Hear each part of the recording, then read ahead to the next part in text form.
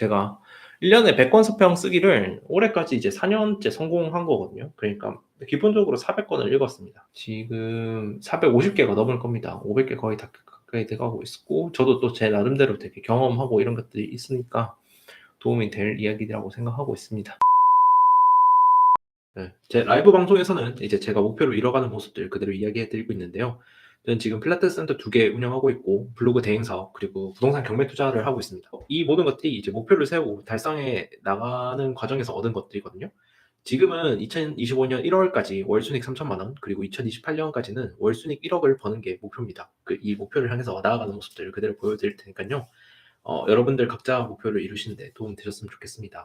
오늘은 목표 리뷰나 제 비즈니스 이야기보다는 좀 제가 2024년 동안 쭉 읽어왔던 책들에 대해서 간단하게, 간단하지만 좀 중요한 내용들만 리뷰를 하면서 어떤 부분에서 제가 돈 버는데 좀 도움이 됐는지에 대해서 이야기해 드리려고 합니다. 이게 지금 제가 작년 이제 2024년 동안 읽은 책들입니다. 이렇게 110권을 읽었더라고요. 이거 모으기가 참 재밌습니다. 내년에도 또 할 거고요. 여기서 관심 있으신 분들은 이제 저와 함께 해주시면 되고요. 제가 이렇게 책을 읽는 이유는 진짜 철저하게 돈을 벌기 위해서 읽습니다. 돈을 벌기 위해서 읽어서, 책에는 여러 가지 종류가 있죠. 수필이나 뭐 그렇게 자서전 같은 것들도 있고 되게 감정을 불러일으키는 종류도 있는데, 전 그런 건 읽진 않습니다. 철저하게 제 자신을 조금 더 부자의 삶으로 데려가 줄 수 있는 것들을 읽는데요.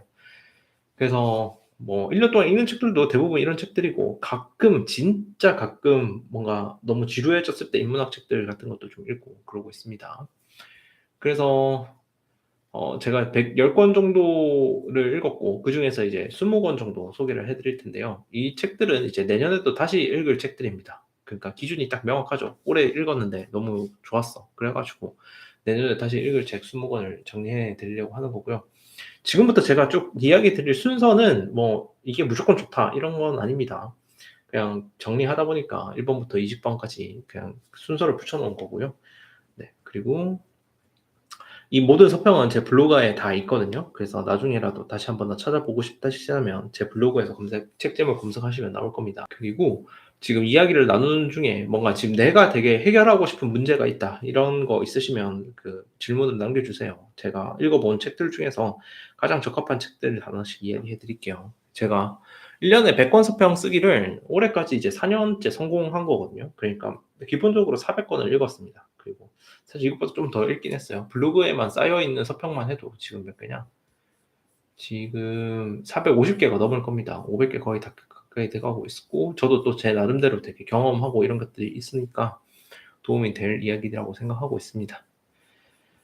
그래서 일단 올해 2024년에 제가 가장 신경을 썼던 부분들은 그거예요.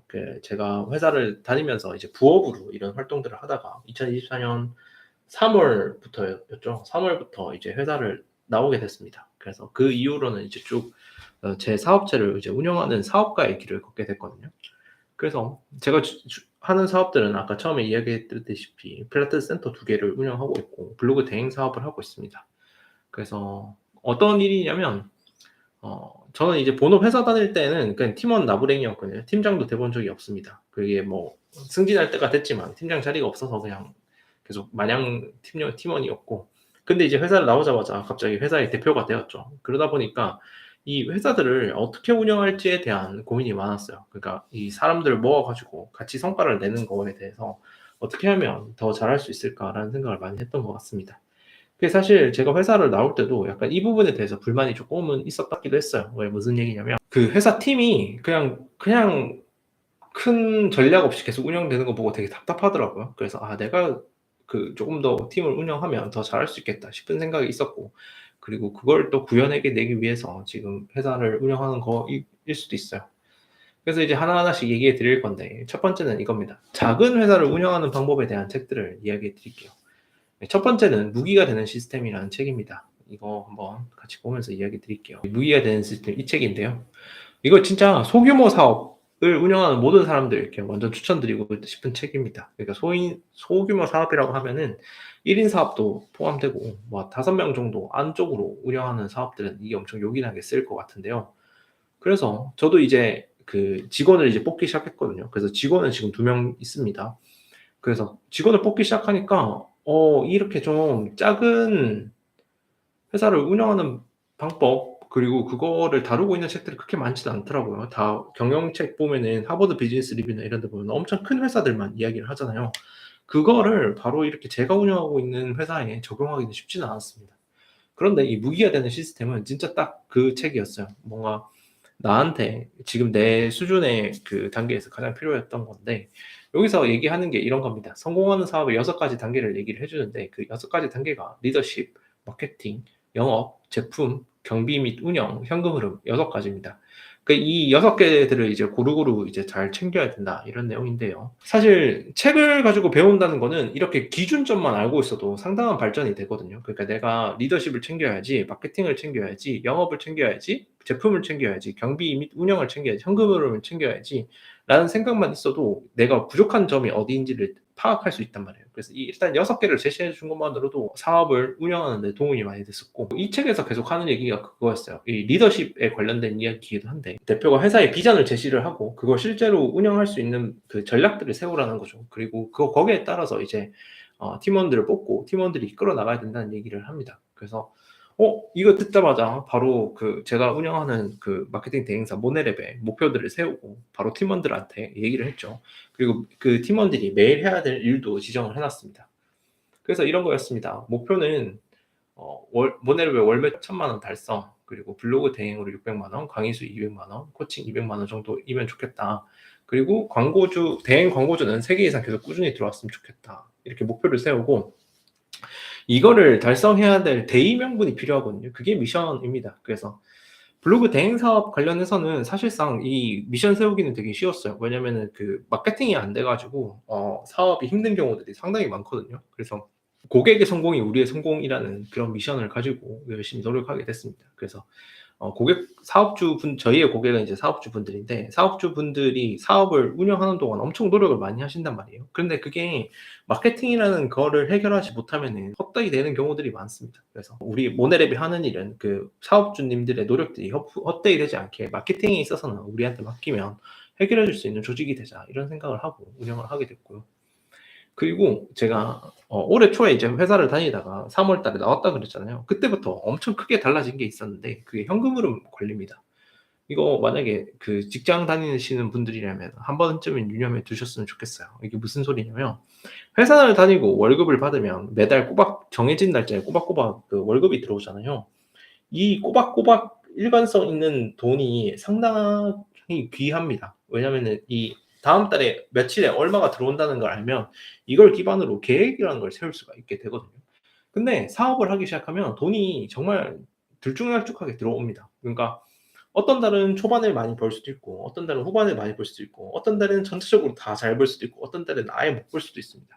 이런 불안정함이 있기 때문에 내가 별도로 이제 돈을 관리하는 시스템을 만들어야 되는데, 그 이야기도 나오거든요. 그래서 뭐 좀 길게 설명을 해놨지만 그겁니다. 그냥 운영 계좌라고 계좌를 하나 만들고, 거기에서는 이제 지출과 매출이 동시에 일어나면서 자기네들이 이제 구조를, 현금 흐름이 왔다 갔다 하겠죠. 그리고 그 운영 계좌에서 일정 금액이 넘어가면 그걸 이제 다른 계좌로 옮기면서 돈 관리를 하는 건데요. 운영 계좌에서 이제 남은 돈이면 예비비로 넘어가고, 예비비에서 남으면 걔를 이제 투자로 넘기고, 이런 구조를 만들어야 됐습니다. 그리고 저도 이걸 지금 실천을 하고 있어요. 그래서 이렇게 돈 관리하는 것도 알려줄 수 있는 책이어가지고 참 잘 읽었던 책입니다. 무기가 되는 시스템 첫 번째 책으로 추천드리고요. 그리고 작은 회사를 운영하는 방법에 있어서 권도균의 그 스타트업 경영 수업, 이것도 엄청 큰 도움이 됐습니다. 이게 거의 12월 달에 읽은 책인데, 좀 더 일찍 알았으면 좋았을 걸이라는 생각이 든 책이었어요. 그래서 제가 잠깐 전에 이야기 드렸을 때, 뭔가 책을 읽었을 때 경영에 대한 책들을 읽으면 너무 다 대기업들의 이야기만 해가지고 제 사업에 잘 적용하기가 힘들었다 그랬잖아요. 그런데 이 책에서는 바로 이 이야기부터 시작합니다. 대기업의 축소판이 아니다, 이렇게 선언하고 시작하거든요. 그래서 이 문장 자체도 되게 도움이 많이 됐어요. 대기업에서 할 수 있는 것들이 있고 작은 기업에서 할 수 있는 것들이 있구나, 이걸 확실하게 구분해서 살펴봐야 되겠구나 라는 걸 알게 됐고요. 여기서는 되게 디테일한 내용들을 많이 배웠는데 이런 겁니다. 실행력에 요소들에서도 얘기를 해 주는데 구현력이다. 그리고 설득력, 그 상상력을 구현하는 요소, 그리고 사람들을 움직여서 설득하고 지지하게 만드는 능력, 그리고 세 번째는 딜레마 상황에서도 유의미한 결과를 만드는 능력. 이 세 가지를 얘기를 하더라고요. 근데 솔직히 저는 이 실행력은 꽤 상당히 갖춘 편이어 가지고 괜찮은 편이다라는 평가를 하게 됐었고요. 그리고 2번 생각, 이거 되게 도움이 많이 됐습니다. 사장의 머릿속에 나온 멋진 아이디어는 위험하다. 오히려 그 분야를 잘 모르기 때문에 이런 생각을 하기 때문에 하는 것이다. 이런 얘기가 있는데요. 이게 진짜 어떨 때 많이 느끼냐면, 제가 운동 사업이랑 아무 상관없는 예전 지인들 만나가지고 저 필라테스 사업하고 있습니다 라고 얘기하면 어떤 반응이 오는지 아시나요? 그러면 당장 이런 얘기 나옵니다. 나도 필라테스 사업 되게 좋게 보는데 그거 남자들이 많이 수업을 들으면 진짜 잘 되겠다, 이런 얘기를 하거나, 아니면 그거 되게 아침 시간대 수업이 많이 없는 걸로 아는데 새벽 시간대 필라테스 하면 진짜 잘 되겠다, 이런 얘기를 합니다. 그게 다 필라테스 사업을 잘 몰라서 하는 이야기들이거든요. 왜냐면 실제로 저희도 그런 수업들 열어봤는데 이게 메인 수요층과는 정말 다르더라고요. 아예 그 남자 필라테스 수요나 새벽에 필라테스를 하는 수요가 아예 없진 않은데 그게 이제 메인이 되는 수요에 비해서는 너무 적은 거죠. 그러다 보니까 이제 그거 가지고는 사업 운영 자체가 안 됩니다. 이런 것처럼 잘 모르는 상황이면 어떤 아이디어는 그냥 무조건 좋아 보이는 거죠. 근데 막상 그걸 파고 들어가면 그게 없는 이유를 알게 됩니다. 그렇기 때문에 이제 잘하는 걸 열심히 하는 게 정말 답이구나라는 생각을 많이 하고 있습니다. 그래서 이런 것도 좋죠. 사업은 고객과 시장의 목소리에서 출발해야 된다. 고객을 만족시키는 자가 이긴다. 이런 얘기도 나오는데요. 정말 고객들을 만족시킬수록 내 사업은 공공하고 잘 자라나게 되더라고요. 그래서 뭔가 다윗과 골리앗 이런 비유 많이 들 수 있잖아요. 그래서 큰 기업이라고 무조건 다 잘할 수 있는 건 아니고 작은 기업들이 소비자들을 만족시킬 수 있는 경우들은 얼마든지 많거든요. 그래서 그런 것들 찾아서 저도 사업을 꾸려나가보면 좋겠다라는 생각을 하고요. 그리고 요즘에 이 생각 많이 하고 있습니다. 작지만 견고하게 하루하루 쌓아 올린 혁신이 그 성공한 기업들의 역사를 만든 것이다. 창의와 혁신을 원한다면 지금 하는 일을 더 열심히 더 깊게 들여다봐라. 이런 얘기거든요. 그러니까 이게 지금 우리가 사는 세상에서는 완전한 혁신이라는 게 만들어지기 되게 힘든 상황이거든요. 그리고 그거는 그 진짜 몇백만 만에 몇십 년 만에 일어날 일 중에 큰 사건 중에 하나일 겁니다. 그걸 없다고 막 무시하는 게 아니라 그거를 쫓아가기 전에 주변에서 할 수 있는 혁신부터 계속 해 나가는 그런 노력이 필요했던 거죠. 그래서 제가 와이프랑 지금 필라테스 사업으로 하고 있는 혁신이라고 얘기할 수 있는 것들은, 필라테스 센터는 그냥 그 자체인데 거기에 이제 마케팅과 세일즈 부분에 대해서 상당한 개선을 만들고 있다고 생각하거든요. 그래서 이런 종류의 혁신도 내가 하고 있는 혁신이 아닐까라는 생각을 하고 있고요. 그리고 이게 공동 창업자들 간에서 이제 좀 해야 될 일들이 6가지 정도도 나와 있는데 이것도 이제 얼마 조금 있으면 써보지 않을까라는 생각을 하고 있고, 그리고 그 초반에 뭔가 내가 능력치가 없는데 어떤 사람을 고용해가지고 그걸 해결하려고 하는 성향이 있으신 분들이 있는데요. 절대 그걸 하지 말라고 하더라고요. 그래서 꼭 해야 되겠거든, 내가 직접 배워서 해야 된다라는 얘기를 하는데 이게 그런 겁니다. 저 같은 경우에는 그런 거겠죠. 저희 회사에는 개발자가 없거든요, 아직. 그러니까 개발 일을 뭔가 직원 뽑아가지고 한 명 해결하게 만든다라는 선택지를 두지 않는 거죠. 차라리 뭔가 개발을 통해서 해야 될 일이 있다면 그 개발을 하는 회사에 외주를 주거나 아니면 그 회사와 협력 관계를 맺는 게 훨씬 더 나은 선택인 것 같더라고요. 이것도 되게 좋은 내용이었는데, 스타트업의 경우 대단한 것처럼 보였던 공동 창업자나 초기 멤버들의 알량했던 능력에 미천이 드러나기도 한다. 친근감과 호감으로 역량을 오해했던 대가를 치르게 된다. 이게 제가 잘 아는 스타트업 대표님 한 분 계신데 얼마 전에도 만나고 왔고 블로그 글에도 소개를 했었는데요. 그분이 엄청 오래전에 저한테 그런 얘기 했어요. 승우야, 회사를 동아리처럼 운영하면 안 된다고 그런 얘기를 했는데 그때 되게 와닿았던 내용 중에 하나입니다. 그러니까 그분은 이제 회사 다닐 때부터 회사를 차려가지고 운영하다 보니까 회사 내에서도 자기와 학교 생활을 같이 했던 사람들이 꽤 있었죠. 그 사람들이랑 일을 하다 보니까 뭔가 동아리 같다는 느낌을 많이 받으셨나 봐요. 근데 그게 시간이 지나니까 점점 그 사람들의 미천이 드러나는 거죠. 회사는 더 성장해야 되는데 그 사람들은 성장해서 따라오시는 분도 있지만 그렇지 못하는 분들도 계셨던 거죠. 그래서 그렇게 해서 갈라지게 되는 그런 경우들이 있어서 저한테 했던 얘기인 것 같습니다. 요즘 제가 진짜 많이 새기고 있는 것들이 이겁니다. 그 많은 실패의 진짜 이유가 능력이나 돈의 부족이 아니라 욕심과 교만이라는 사실을 아는가. 이겁니다. 이게 무슨 얘기냐면 뭔가 내가 하나의 사업에서 성공하게 되면은 그 뒤로 뭔가 다른 사업들이 계속 눈에 보이거든요. 그걸 하지 말라는 겁니다. 그걸 왜냐면은 이게 신규 사업을 하면 할수록 투자 대비 효율이 안 나오기 시작하거든요. 그리고 그 신규 사업이 망했을 때 본 사업까지 망하는 경우들이 많은 것 같더라고요.